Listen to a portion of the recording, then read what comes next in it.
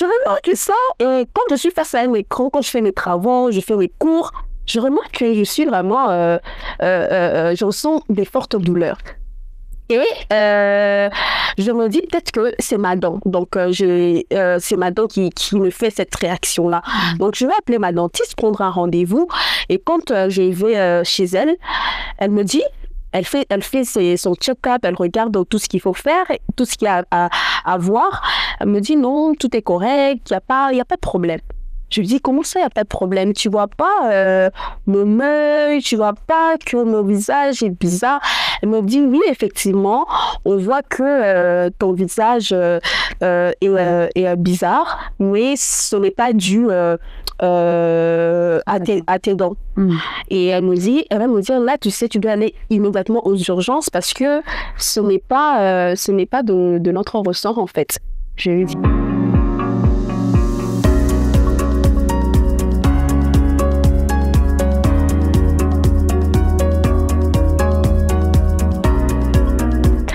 Bonjour à tous, bienvenue à cette deuxième partie de témoignages, d'histoires que nous avons commencé la semaine dernière. Pour ceux-là qui n'ont pas suivi, vraiment je vous encourage à aller réécouter la vidéo ou l'histoire de notre sœur Bénédicte qui nous partageait déjà son parcours. Et aujourd'hui, on va faire la suite, on va continuer avec Bénédicte. Comment tu vas, Bénédicte? Ça va. Ça va? Exact. Ouais, moi je vais bien aussi. On est là encore vraiment pour partager un tout petit peu sur ton parcours. Oui.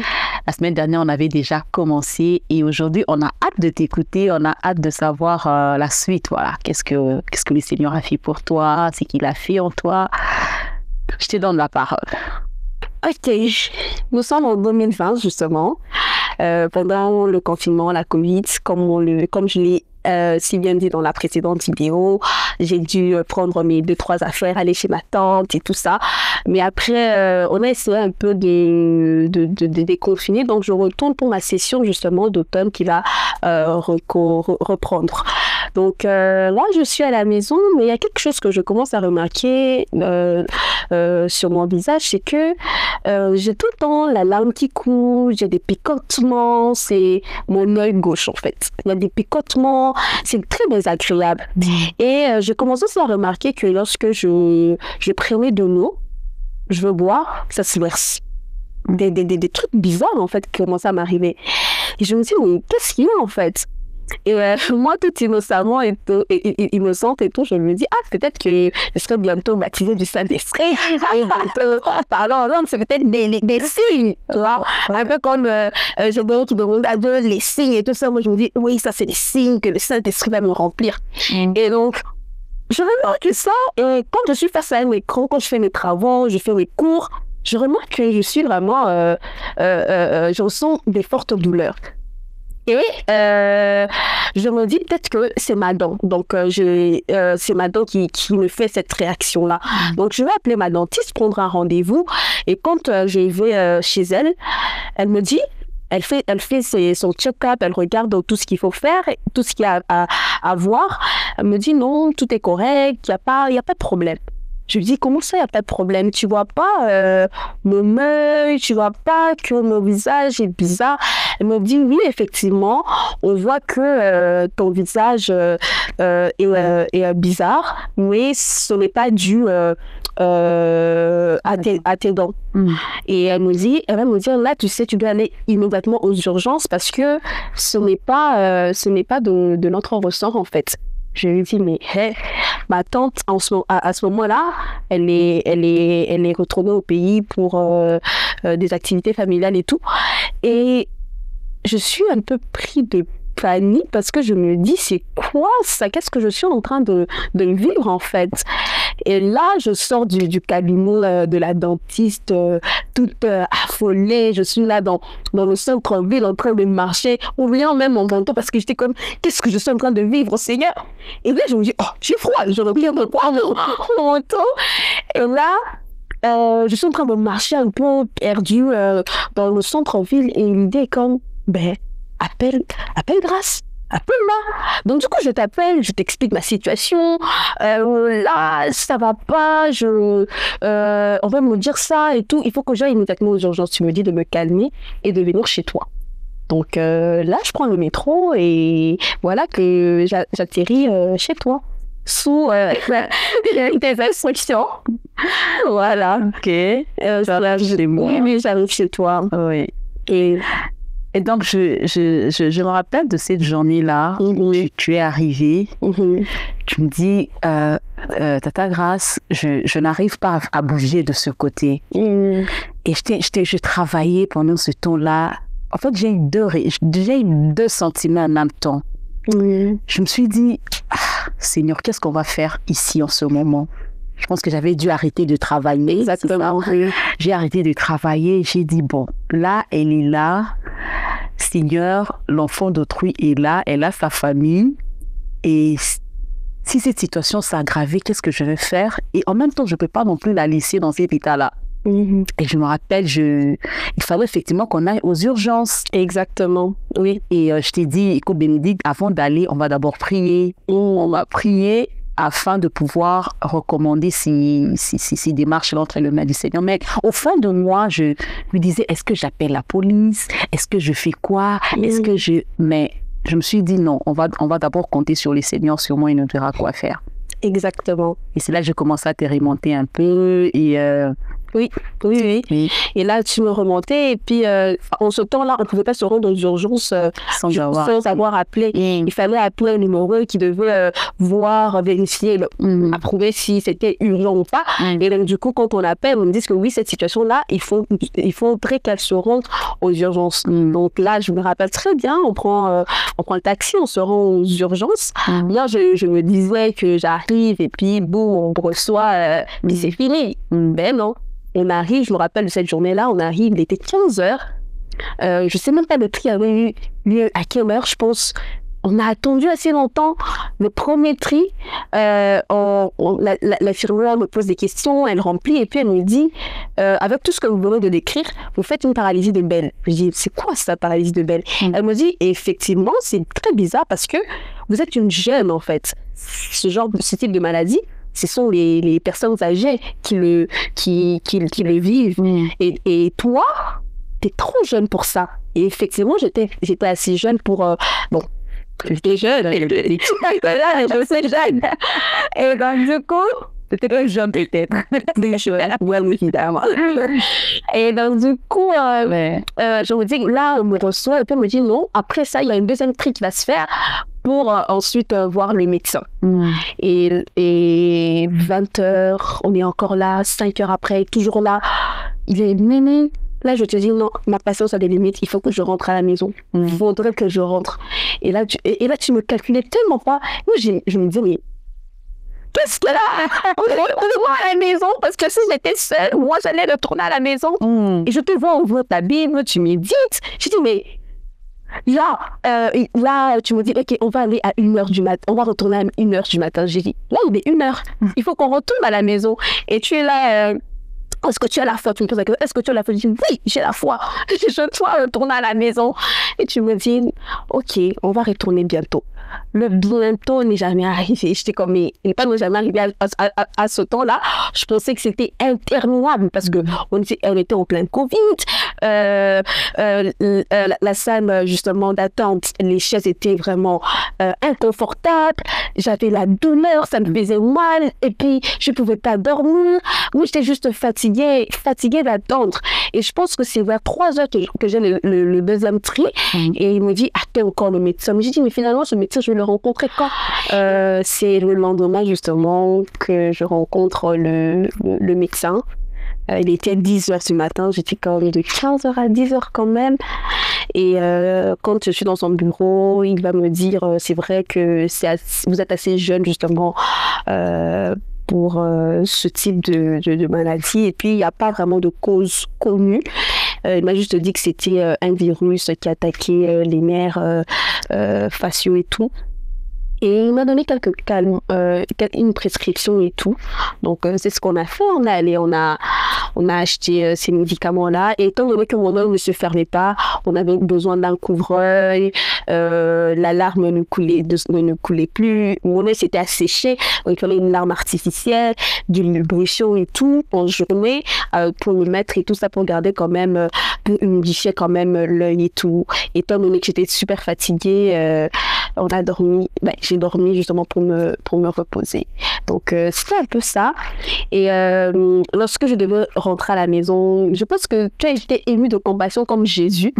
Et tu as dit, je ne peux pas te laisser seule parce que c'est vrai qu'à cette époque-là, ma tante n'était pas là. Donc, quand je l'ai dit, elle était en déplacement.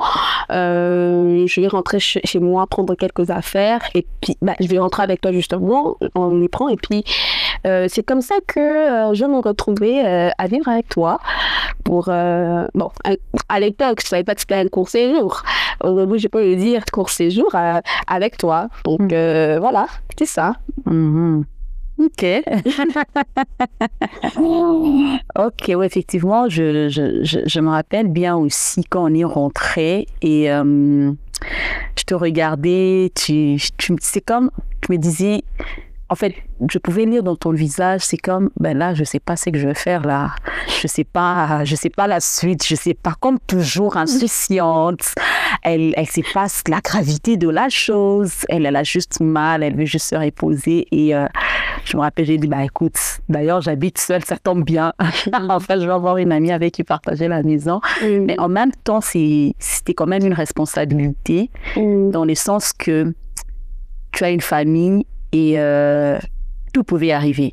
Tout pouvait arriver. Tu reçois quelqu'un chez toi, effectivement, dans la pensée d'aider, de soutenir vraiment, pour que tu puisses au moins traverser ces temps-là de la maladie, pas seul.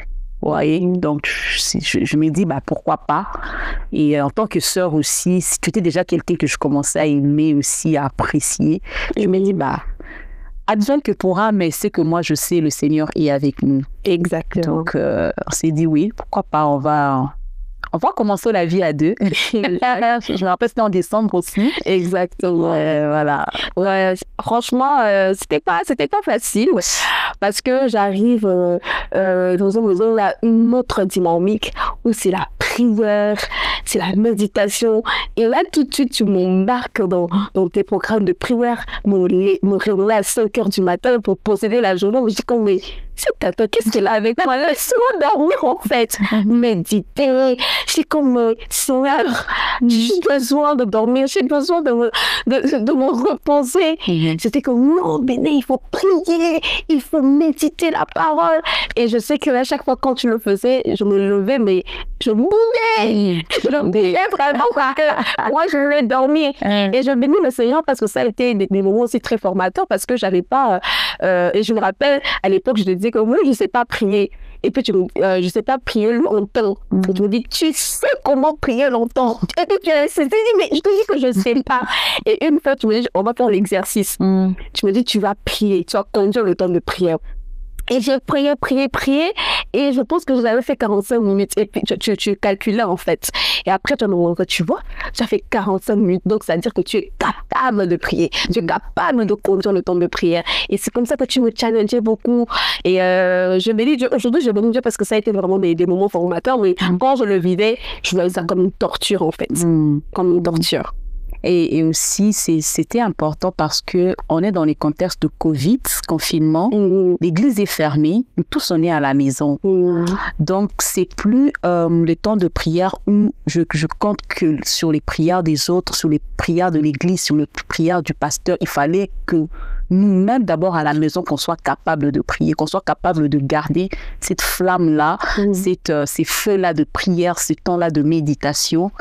Et pour moi aussi, effectivement, tu étais, je peux dire, nouveau converti. Pour moi, c'était ça, en fait.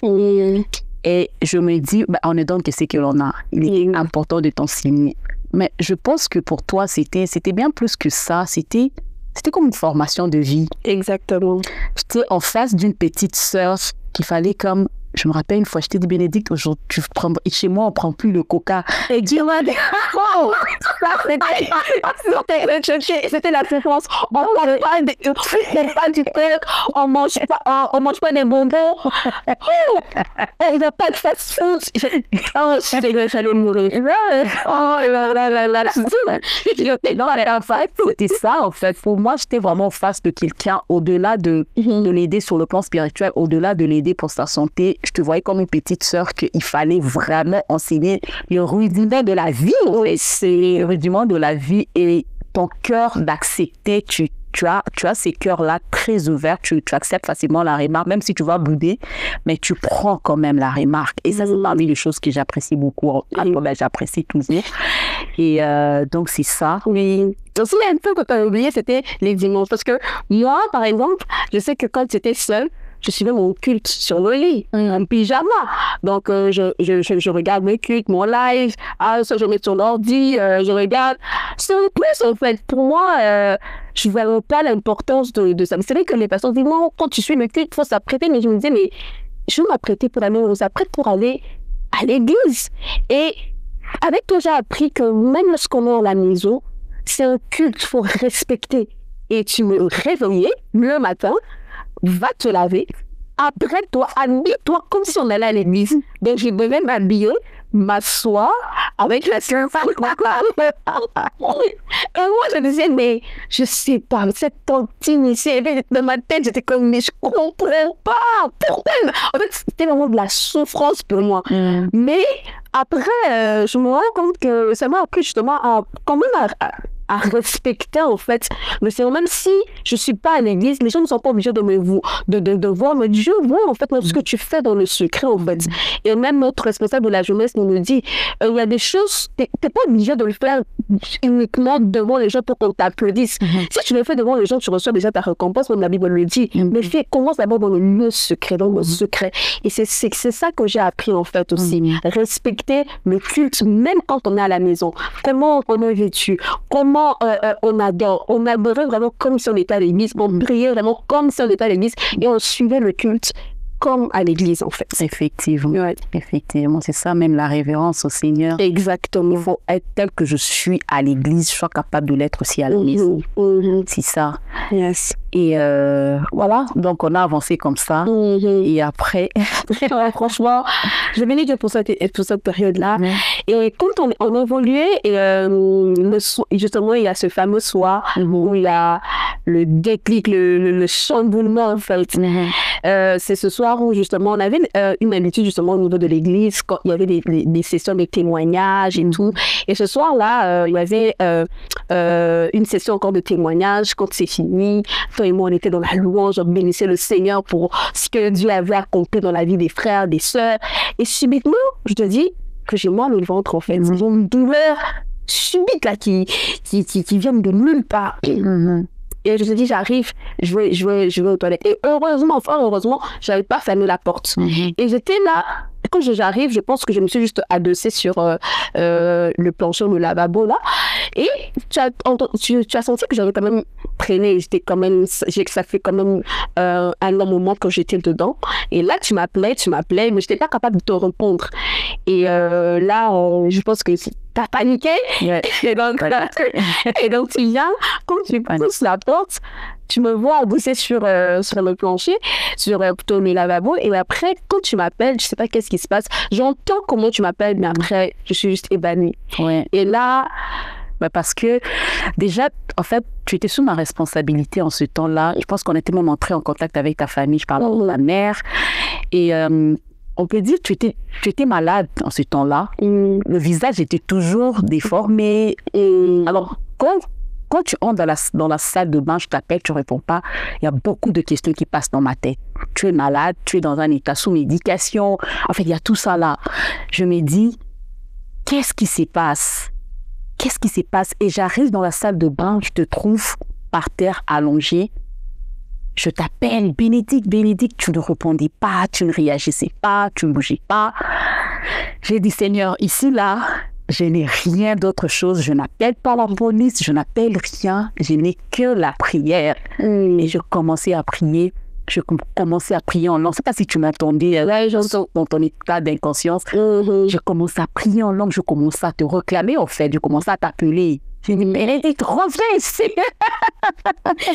Là, tu penses que tu m'entendais. Bénédicte, reviens ici. Et je priais en langue. Et ça a pris quelques minutes. C'est là que tu as commencé à tousser, tu es revenu en toi-même.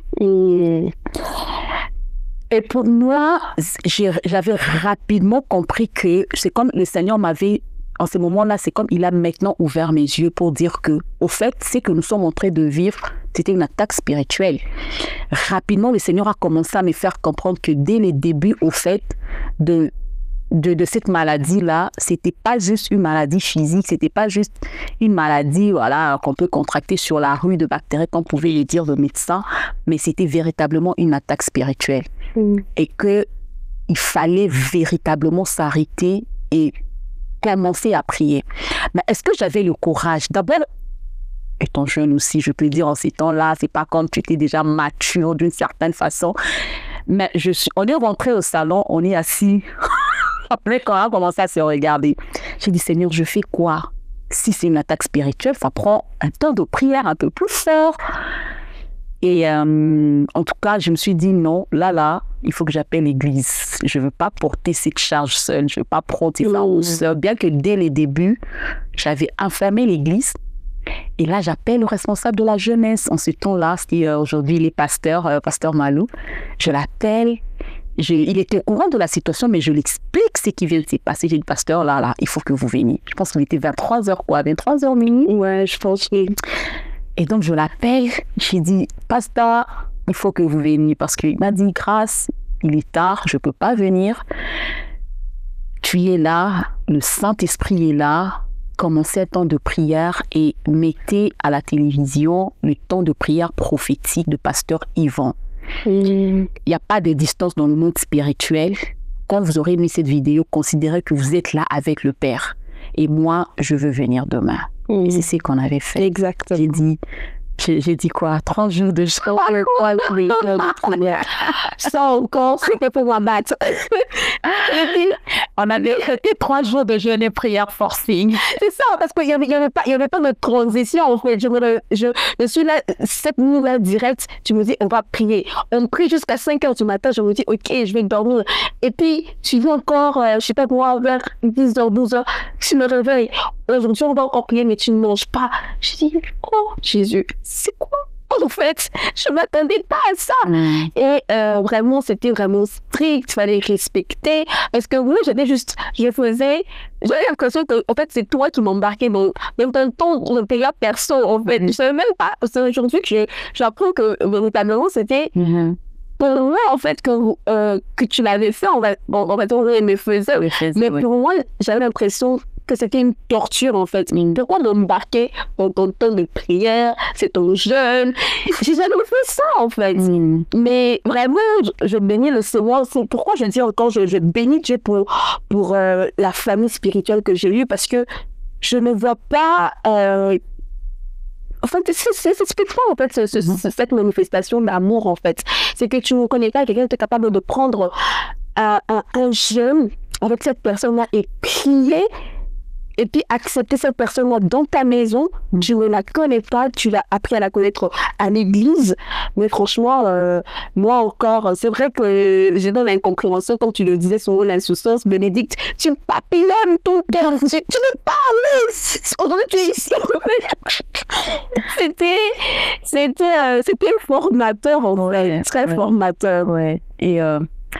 Et je me rappelle quand on a commencé ces 3 jours de jeûne et prière, c'est, en tout cas, moi, comment je l'ai vécu, c'était un temps, non seulement quand tu avais la douleur, mais moi aussi, c'était formateur pour moi. Pourquoi? Parce que lorsque le Seigneur a commencé à m'interpeller pour dire ça, c'est une attaque spirituelle, en fait, elle est attaquée. Voilà, on est en plein décembre. Nous savons un peu tout ce qui se passe au mois de décembre, comment l'ennemi s'acharne un tout petit peu sur les vies des personnes, comment, voilà, on sait tout ce qu'il y a.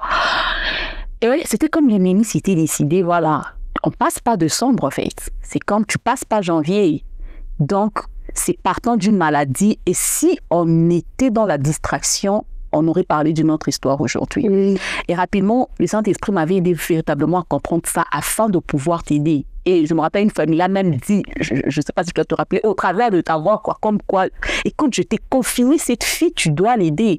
Et j'étais comme Seigneur, mais comme vous pouvez dire, j'ai dit, au moment où je suis aussi un enfant, quoi. Comment j'ai fait, Mais ce que j'avais beaucoup aimé, c'est que, vous savez, lorsque le Seigneur te confie une mission, il te confie aussi l'armée qui vient avec. Il y avait dans notre petite chambre-salon, là, notre petite pièce, c'était comme une telle présence de Dieu, une telle armée céleste qui nous accompagnait. Et jusqu'à ce qu'on a fini nos 3 jours de prière, le pasteur que j'attendais, c'est comme le Seigneur l'a mis dans autre chose aussi. Elle me dit, Grâce, je vais à une mission, mais je vais prier avec vous à distance. C'est que personne n'est venu. C'est comme le Seigneur te dit, c'est toi qui le fais. Je veux le faire, mais c'est toi qui vas le faire. Parce que tu sais, parfois, on compte sur...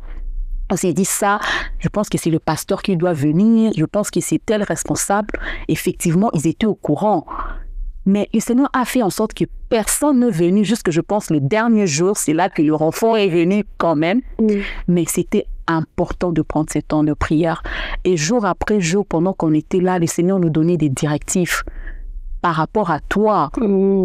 Par rapport à toi, parce que c'était un temps où le Seigneur voulait vraiment, non seulement te guérir, mais libérer certaines choses, certaines réclamations et tout, pour ne pas entrer dans le détail. Mais il y avait des petites portes que le Seigneur a commencé à révéler. Entre autres, une chose qui peut paraître simple, mais comment ça peut se révéler comme une porte d'entrée. Par exemple, je me rappelle, je t'avais dit, le Seigneur nous dit, tu dois couper avec les réseaux sociaux. Tu étais accro aux réseaux sociaux. Et quand tu quittes les réseaux sociaux, c'est comme tu viens de recevoir certaines informations, ça vient chambouler au-dedans de toi et ça t'aidait pas ça t'aidait pas vraiment. Et là, c'est là qu'on commence nos temps de prière, jour après jour. Le Seigneur nous donne des instructions, il faut arrêter avec ça, il faut arrêter avec telle chose, il faut réclamer des directives, des requêtes vraiment bien précises, comment on devait faire ces temps de prière. Et je ne sais pas si tu te rappelles un tout petit peu, je pense que tu étais aussi engagée finalement les 2e jours. Je te voyais à un moment donné, même comment je partais me reposer, tu pouvais rester là en train de méditer la parole de Dieu. Et on a vu comment l'atmosphère était vraiment soutenue par la présence de Dieu. Et je me rappelle vraiment, et je sais que un des premiers, justement, des premiers instants, je ne sais pas pourquoi, j'étais conduite même à lire Gédéon, justement, et comment il disait à Dieu qu'il n'était pas capable, Dieu allait déposer en lui, justement, cette force. Et j'étais comme conduite à ça. Et je sais que tu m'entendais même de loin, tu pouvais me suivre petit à petit. Et je me rappelle que un des soirs et tout, j'étais vraiment en colère, je ne sais pas avec tout ce qui s'est passé. J'ai commencé à prier loin dans le salon. Et quand j'ai fini, et c'est là que tu me dis, là maintenant je sens que tu es prête, il faudrait vraiment que tu rentres à la maison. Je pense que c'était comme la 2e soirée après qu'on a fini nos 3 jours de prière. Exactement. Quand on a fini nos 3 jours de jeûne et prière, qu'il y a eu du renfort qui est venu, on pouvait voir que même mon visage commençait à changer parce que justement le docteur, une des choses qu'il m'avait dit, c'est que je devais faire de la rééducation et que j'aurais des séquelles. Donc mon visage allait rester un peu comme je l'appelais souvent, j'appelais ça être à côté parce que je parlais, mais mon visage, ma bouche n'était plus droite en fait. Elle était, elle avait penché du côté gauche. Et donc vraiment, c'était vraiment une délivrance pour moi. Ouais, c'est une réelle délivrance. Et puis voir que quand je méditais, ça me remplissait. J'apprenais à connaître petit à petit le Seigneur en fait. Donc c'est vraiment ça. Ouais, c'était la main du Seigneur. Moi, je pense pas que c'est vrai que tu prenais tes médicaments, mais en écoutant les diagnostics du médecin et ce qui s'est passé, on peut dire que c'est vraiment le Seigneur qui agit. Aujourd'hui, il y a aucune séquelle, il n'y a pas de séquelle, il n'y a rien de tout ça. J'ai pas fait de rééducation comme le docteur m'avait dit. Mon visage a commencé à reprendre parce que moi j'avais beaucoup peur, c'était pour mon apparence en fait. Parce que quand je parlais, mes lèvres pouvaient se coller, je sais pas comment c'est. Il y avait une sensation bizarre, mon œil qui se fermait pas. Donc c'est comme souvent, je prie que je ne reste pas comme ça. Et le Seigneur a fait grâce. j'ai pas eu toutes ces séquelles. de séquelles et par la grâce de Dieu, j'ai mon beau visage. Ouais, et tu as repris ta beauté là. Non, grâce à Dieu. Yes. Alors, grâce à Dieu, si on voulait vraiment partager cette expérience, c'est vraiment dans le but, dans l'objectif premièrement, de faire comprendre aux gens que Dieu agit encore. Exactement. Dieu agit encore, peu importe les diagnostics que le médecin peut nous donner. Vous savez, parfois, on part à l'hôpital, on t'annonce une nouvelle, tu te dis, mais à quel moment ça a commencé? Ça peut être un cancer, mais à quel moment? Je suis jeune, je sais pas que je m'expose à certaines choses, certaines situations, mais à quel moment? Parfois, ce sont vraiment les attaques de l'ennemi et on ne sait pas. Parfois, ce sont des réclamations de famille. Donc, on va aller à l'hôpital, on va prendre les diagnostics du médecin, mais il est aussi important de se retourner vers le Seigneur, de se dire, Seigneur, je sais que c'est toi qui guéris. Je sais que c'est toi qui es capable de me libérer de cette situation. Parce qu'effectivement, il est celui qui guérit toutes nos maladies. Il est celui qui prend soin de nous. Peut-être que dans ton cas, le Seigneur a juste utilisé des personnes ou une personne pour t'aider dans ce temps-là. Mais je me dis, si le Seigneur voulait véritablement te guérir, peu importe la situation, peu importe là où tu étais, il allait le faire. Donc notre Dieu n'est pas un Dieu limité. Ne pas un Dieu limité dans le temps, ni dans l'espace, ni par rapport aux situations ou aux circonstances. Il est vraiment celui qui, lorsqu'on crie vers lui, il est celui qui entend nos prières et il est celui qui nous délivre. Amen. Et moi, c'est parmi les leçons que j'ai pu garder vraiment par rapport à ton histoire et qu'on ne peut pas mettre fin à la vie d'une personne, peu importe c'est à quoi elle traverse, parce que s'il y a un Dieu au ciel, c'est qu'il est capable d'intervenir dans les affaires des hommes. Lui-même, il dit, invoque-moi, je te répondrai. Donc, à chaque fois qu'on prend la décision, la résolution d'invoquer le Seigneur, peu importe la situation, le Seigneur nous écoute et il intervient. Ça peut être la maladie, ça peut être des situations compliquées avec les enfants, ça peut être au niveau du travail, peu importe. Le Seigneur, il est celui qui nous écoute. Yes. Je ne sais pas si toi, tu avais un mot de la fin aussi. Moi, pour ma part, vraiment, c'est vrai que tu as dit que le Seigneur agit de différentes manières. Peut-être dans mon cas, il est passé par des personnes pour pouvoir manifester sa gloire. Et je me dis aussi, dans l'état dans lequel j'étais insouciante, je ne connaissais pas beaucoup de choses. Et il connaît chaque personne. Aujourd'hui, il fonctionne différemment. Mais à cette époque-là, j'avais vraiment besoin de quelqu'un qui allait, quelqu'un de me soutenir. J'avais même pas, je ne pense même pas pouvoir avoir cette foi-là qui pouvait me déplacer les montagnes. En fait. Je pense que je m'accrochais simplement à ta foi. J'étais juste là, en fait. Et moi, comme toujours, durant ce temps, ce que moi, je retiens de cette expérience, c'est l'amour de Dieu, en fait. L'amour de Dieu manifesté au travers des hommes. Ces personnes qui ont pris le temps de prier, de se déplacer, de venir, de prier pour moi, d'être là avec moi. Ça a été simplement la manifestation de l'amour de Dieu. Et je me rappelle ce soir où mes grands frères, justement, sont venus justement pour nous soutenir. Après la prière, ils m'ont dit, va te lever, va t'apprêter. Mais quitte-toi, fais-toi belle, déclare que tu es. Parce que je ne trouvais plus belle, en fait. Je trouvais que tu étais moche. Parce que, cette déformation-là m'avait amochi. Donc, j'étais toujours bizarre, je me négligeais, les cheveux bizarres. Vous allez peut-être voir la vidéo, la photo qu'elle va montrer, les habits dépareillés. En fait, je m'étais vraiment laissée aller. Mais eux, ce soir-là, ils me disent, va te laver. Habille-toi, mets dormir comme Esther, mets dormir, allez, pars-toi, habille-toi, mets le parfum. Je pense qu'il était tard la nuit. Et puis ils sont restés, ils ont attendu. Quand je suis venue, et puis j'arrive au salon, je me dis, waouh, tu es belle. Wow. Et en fait, c'est juste, tu vois, ça peut paraître simple, mais pour moi, cette époque-là, c'était beaucoup, en fait. C'était beaucoup. Est-ce que si j'étais seule, est-ce que j'aurais même eu l'idée de le faire? Ben non. Mais le Seigneur est passé par ces personnes pour me manifester, en fait, cet amour-là, vraiment, l'amour de Dieu. Moi, c'est vraiment ce que je retiens de ce témoignage-là. C'est vrai que après, j'ai peut-être lutté à accepter cet amour, mais sur le coup, j'étais immergée, je suis baignée dans cet amour. Dieu vraiment s'est manifesté. Dieu est amour. Dieu est amour. En tout cas, on rend grâce à Dieu. Nous sommes arrivés à la fin. Et on bénit le Seigneur. Vraiment, merci Bénédicte. Merci d'avoir accepté de venir partager ton histoire, de partager ton témoignage. Que vraiment, la prière pour toi, que le Seigneur qui a commencé puisse encore vraiment rendre plus parfaite son œuvre dans ta vie. Yes, amen. Merci à toi de m'avoir invité. Merci beaucoup. Et ça a été un plaisir de pouvoir partager en fait ce que le Seigneur a fait. Je crois par la grâce de Dieu que ça pourra bénir quelqu'un. Amen. Merci beaucoup. Merci à vous, nos abonnés. Merci à vous tous qui nous avez suivis. La première partie, la deuxième partie. Vraiment, que le Seigneur vous bénisse. N'hésitez pas de vous abonner, de partager à une personne qui a besoin vraiment de recevoir ce réconfort. Et on se retrouve très prochainement à notre prochaine vidéo. D'ici là, portez-vous bien et que le Seigneur vous bénisse.